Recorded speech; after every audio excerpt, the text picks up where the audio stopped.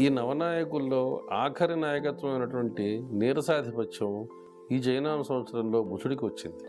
బుధుడికి నీరసాధిపత్యం వస్తే అసలు బుధుడే మేధస్సుకి కారణం. బుధగ్రహాన్ని మనం మేధాగ్రహం కింద చెప్పుకుంటాం. అటువంటి బుధుడికి నీరసాధిపత్యం వచ్చినందువల్ల మేధా సంపత్తి, ఆధునిక పరిజ్ఞానం అన్నీ కూడా సవ్యమైన మార్గంలో ఉండాల్సినవి వక్ర మార్గాన పడతాయి. దిగ్భ్రాంతికరమైనటువంటి ఘటనలు జనులకు ఆశ్చర్యం, ఆందోళన కలిగిస్తాయి. పూజలు, యజ్ఞయాగాది క్రతువులు అంటే ఈ సమస్యల నుంచి ఎలా బయటపడాలి అంటే ఇంకా పూజలు, యజ్ఞయాగాలు తప్పించి జనాలకి వేరే ఇంక ఏ విధమైనటువంటి అవకాశము లేనందువల్ల పూజలు, యజ్ఞాలు, యాగాలు, క్రతువులు, హోమాలు, తపస్సులు ఇవి ఈ సంవత్సరం బాగా ఎక్కువ అవుతాయి. అయితే బ్రాహ్మణ ద్వేషం పెరిగి బ్రాహ్మణుల్ని, దేవాలయాలను ఆశ్రయించినటువంటి బ్రాహ్మణుల్ని బయటికి గంటేసేటటువంటి అవకాశం కొన్ని చోట్ల కనిపిస్తుంది. అయినా కానీ వారి జీవనానికి ఏ విధమైనటువంటి లోటు రాకుండా భగవంతుడు వారి పక్కన నిలబడి సందేహం లేదు.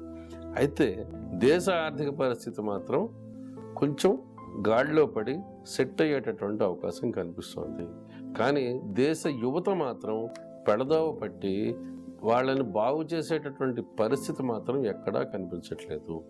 ఇది ఈ సంవత్సరం మనకు ఉన్నటువంటి రాజాది నవనాయకుల వల్ల మనకి, మన దేశానికి కలిగేటటువంటి ప్రభావాలు. ఏవైనా కానీ ఈ సంవత్సరం దేశ కాలమాన పరిస్థితులు గోచార రీత్యా చూస్తే అంత యోగ్యంగా లేవు. అలాగే ఈ సంవత్సరంలో శుభముహూర్తాలు కూడా ఎక్కువగా లేవు. అవి ఎక్కువగా పెట్టడం, ముహూర్తం నిర్ణయించడానికి కావాల్సినటువంటి గ్రహస్థితులు కూడా సరిగ్గా లేనందువల్ల ఈ సంవత్సరం శుభముహూర్తాలు కూడా చాలా తక్కువగానే ఉంటున్నాయి.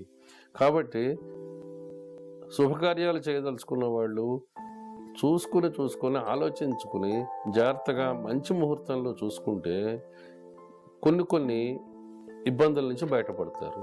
అలాగే నీరసాధిపత్యము, ఇటు రసాధిపత్యము శుక్రుడికి, శనికి, బుధుడికి వచ్చినందువల్ల ఏమవుతుందంటే కులాంతర వివాహాలు, ప్రేమ వివాహాలు ఎక్కువగా జరిగి అంతే ఎక్కువగా విఫలం అయ్యి జనాలు ఇబ్బంది పడేటటువంటి అవకాశాలు ఎక్కువగా కనిపిస్తున్నాయి. ఇవన్నీ మీకు ముందుగా తెలియచెప్పడం వల్ల వీటి పరిస్థితుల నుంచి, వీటి చెడు ప్రభావాల నుంచి మీరు కొంచెం జాగ్రత్తగా ఉంటారన్న ఆలోచనతో మీకు ముందుగా తెలియజేయడం అయింది. నాకు ఈ అవకాశం ఇచ్చినటువంటి ఇండియా 9 టీవీ యాజమాన్యానికి మరొకసారి కృతజ్ఞతలు తెలుపుకుంటూ, ఇండియా 9 విశ్వవ్యాప్తంగా వీక్షిస్తున్నటువంటి ప్రేక్షకులందరికీ మరొక్కసారి ఉగాది సంవత్సర శుభాకాంక్షలు తెలియజేసుకుంటున్నాను.